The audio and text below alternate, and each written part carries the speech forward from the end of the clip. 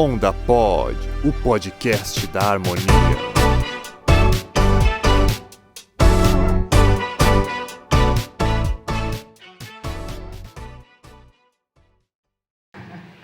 Boa noite, em primeiro lugar, obrigada. Eu preciso agradecer a Carol, que está lá em cima, pelo convite, Micael.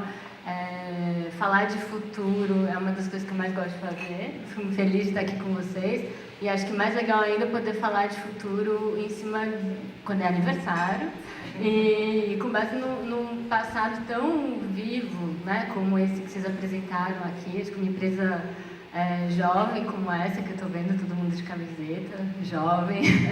É muito legal poder falar de futuro, falando também um pouco de história, né? Acho que quando eu penso em ondas, as ondas do futuro, me vem uma ideia de um movimento de união de vibrações, né? E também uma onda como uma coisa que vem e vai, e que quando vai tem alguma coisa dessa onda que foi. Então, é mais ou menos como a gente costuma pensar tendências na Trop.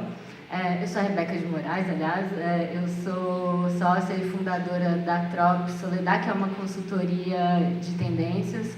A gente tropicaliza tendências, o que a gente faz é orientar as empresas a navegar pela América Latina no futuro.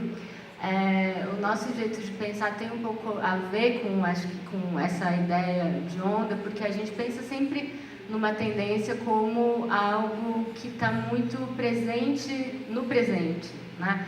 É legal a gente tenta simplificar, a gente estava falando, como você explica seu trabalho para sua mãe, né? Como você explica, eu sempre falo que uma tendência é, na verdade, uma resolução do problema de hoje. Porque a gente só quer mudar o que está ruim, né? A gente não quer mudar o que está bom. Então, a gente pensa tendências também como alguma coisa que está começando a acontecer hoje e que a gente vai resolver nos próximos anos. Então, a gente sempre pensa em tendências olhando para daqui 3 anos, para um futurinho, aí, né? Um futuro de prazo mais curto, porque a gente está muito preocupado em entender o que está acontecendo hoje e, principalmente, olhar para o futuro como uma resolução das tensões de hoje, resolução dos problemas de hoje. Tem uma coisa super importante no nosso olhar de futuro que eu queria trazer para vocês, quase como uma provocação aqui, que a gente tem que olhar para o mundo descentralizado, né? Estava falando aí de América Latina, tá? O nosso olhar, quando a gente fala de tropicalização, é porque a gente está falando de América Latina e tem um motivo para isso que é mais do que o motivo da empresa, enfim, mais como um filão de mercado, mas também como um posicionamento de olhar para tendências, que eu entendo que a gente não pode mais olhar para o mundo como esse lugar em que grandes potências mandam e que a gente está olhando para o que está acontecendo nos Estados Unidos e na Europa e trazendo para cá. A gente tem que falar de um mundo que é descentralizado. A gente produz tendência.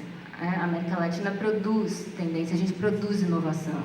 A gente precisa olhar para o mundo, olhar para a África, olhar para outros lugares que estão pensando cultura e que estão repensando comportamentos e que repensam isso de maneira tão importante quanto qualquer outro lugar. Acho que a gente tem que, em primeiro lugar, a provocação que eu trago é vamos olhar para a América Latina e acho que principalmente a gente que está aqui no Brasil também olhar para o Brasil, né? A gente fala em tropicalizar, porque eu acho que esse é um movimento muito nosso e muito conhecido, né? Eu peço a gente, quando pensou toda a nossa metodologia de estudos, é porque a gente fala de alguma coisa que é muito própria de Brasil, né? Quando a gente pensa, por exemplo, no que a gente fez nos anos 60, no tropicalismo, né? A gente bebe muito dessa fonte, né? A gente tinha lá Gilberto Gil olhando para Sgt. Peppers e vendo aquela mistura louca de folclore irlandês com um pouco de música indiana e com aquele som que parecia um pouco de música erudita, né? E falando, com essa mistura toda que se faz lá, a gente também pode fazer aqui, né? E foi quando ele olhou para Beatles, olhou para banda de pífanos de Caruaru e veio com aquele alegria, Caetano Veloso, o tropicalismo como ele é. Então, quer dizer, a gente sabe fazer isso, né? A gente, como brasileiro, é capaz de olhar para o que está acontecendo lá fora, digerir isso e entregar para o mundo uma coisa completamente nova, né?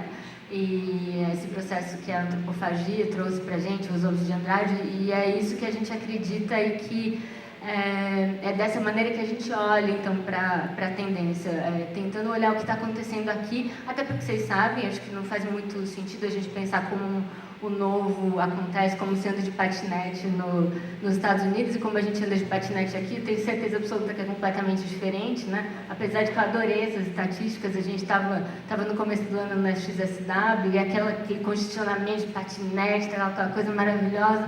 Aí quando eu venho para cá, é a Faria Lima e Berrini que você mostrou ali bando, né? É também congestionamento de patinete, né? E que a gente faz isso de outro jeito, até uma das tendência, a gente estuda mobilidade e a gente está vendo que na América Latina tem um fenômeno curioso que estão nos seus dados também, que é essa vontade de diversificar modais, né? Não é que a gente vai deixar o carro para ir para o patinete ou não deixar o ônibus para ir para a bicicleta, a gente quer diversificar, né? Poder pegar metrô e também pegar patinete e pegar bicicleta, até porque eu acho que tem uma mudança no sentido do deslocamento, né? Desde que a gente começou a usar Uber, por exemplo, esses aplicativos todos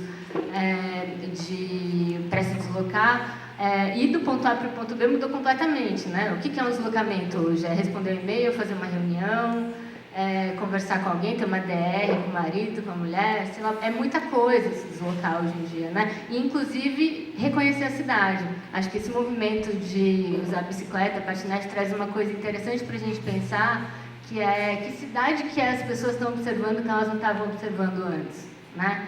A gente começa a olhar mais para a vizinhança, a gente volta a olhar para uma cidade que não tem mais outdoor, né? A gente pode fazer uma compra, enfim, o que vira o deslocamento, né? Umas coisas para pensar. Eu separei só 3 coisas para falar um pouco com vocês, porque fiquei pensando muito no mercado de vocês, como a gente pensa moradia, como a gente pensa cidade.